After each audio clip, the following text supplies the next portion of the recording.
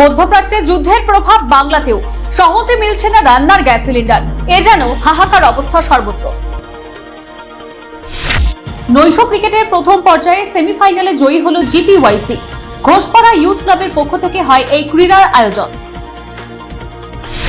অষ্টম দলকে কেন্দ্র করে তুফানগঞ্জে শুরু হলো প্রাচীন মেলা। সেখানে ভক্তদের সমাগম লক্ষ্য করা যায়। বিপর্যয় মোকাবিলায় ছাত্রছাত্রীদের ভূমিকা নিয়ে হলো শিবির। তুফানগঞ্জের 4টি স্কুল এতে অংশ নিয়েছে। কোচবিহার শহরেও শুরু হলো রুট মার্চ। ভোট ঘোষণা না হলেও এ যেন ভোট আবহের চিত্র। নিম্নমানের কাজের অভিযোগ তুলে প্রধানমন্ত্রী গ্রাম সড়ক যোজনার কাজ বন্ধ করলেন দিনহাটার চৌধুরীহাটের গ্রামবাসীরা। অমৃতবাণী পাঠ সহ নানা ধর্মীয় ও সাংস্কৃতিক অনুষ্ঠানের মাধ্যমে সারদা সংঘের অনুষ্ঠান অনুষ্ঠিত হল কোচবিহার সাহিত্য সভায়।